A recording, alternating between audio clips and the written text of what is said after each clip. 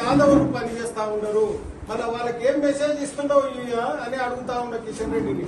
ఈ రోజు రాష్ట్ర ఏదైతే బీజేపీ పార్టీ అధ్యక్షుడు రామచంద్రరావు గారిని కూడా మేము డిమాండ్ చేస్తా ఉన్నాం. తక్షణమే ఏదైతే జిల్లా అధ్యక్షుడిని సస్పెండ్ చేయాలో పార్టీ నుంచి బీసీలు కావాలా లేదా రెడ్డి కావాలని బీజేపీ పార్టీని ఈ సందర్భంగా మేము డిమాండ్ చేస్తా ఉన్నాం. ఈ రోజు గతంలో కూడా మనకు తెలుసు, రాష్ట్రంలో టిఆర్ఎస్ ప్రభుత్వంలో కూడా గతంలో యాదవులను అరగదొక్కుతూనే ఉండ్రి, బీసీలను అరగదొక్కుతూనే ఉండ్రి. మళ్ళా ఈరోజు మేము ఉద్ధరిస్తాం ప్రజాపాలనని ఈరోజు రేవంత్ రెడ్డి పాలనలో మళ్ళీ మొత్తం రెడ్లే లేసి కూర్చున్నారు ఈ రాష్ట్రంలో.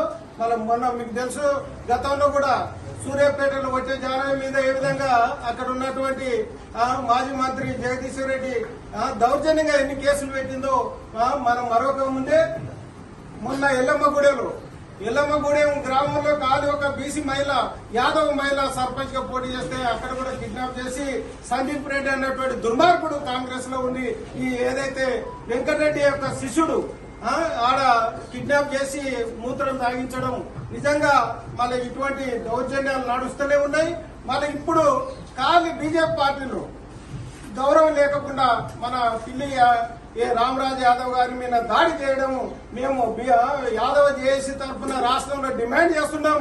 అయ్యా, ఈ అన్ని పార్టీలకు మేము ఏదైతే అల్టిమేటం ఇస్తున్నాం, మేము మీ పార్టీలలో ఉండాలనా లేక మొత్తము మేమే మూకుమ్మడిగా రాజీనామాలు చేసి ప్రత్యేకంగా ఒక ప్రత్యామ్నాయ రాజకీయ వ్యవస్థను ఏర్పాటు చేసుకునే విధంగా మీరు కల్పిస్తున్నారని కూడా ఈ సందర్భంగా తెలియజేస్తా ఉన్నా. కాబట్టి మన మిత్రులందరికీ కూడా కోరుతా ఉన్నా, ఇది దీంతోనే ఆగది ఉద్యమాలు. ఖచ్చితంగా రామరాజు యాదవ్ కు న్యాయం జరిగే వరకు పోరాటం చేస్తాం. ఖచ్చితంగా అతన్ని సస్పెండ్ చేసే వరకు కూడా హైదరాబాద్ లో అవసరం అనుకుంటే బీజేపీ ఆఫీసును కూడా ముట్టడిస్తామని కూడా ఈ సందర్భంగా. కాబట్టి మేము 30 సంవత్సరాల నుంచి కూడా యాదవ్ల గురించి పనిచేస్తూ వస్తున్నా.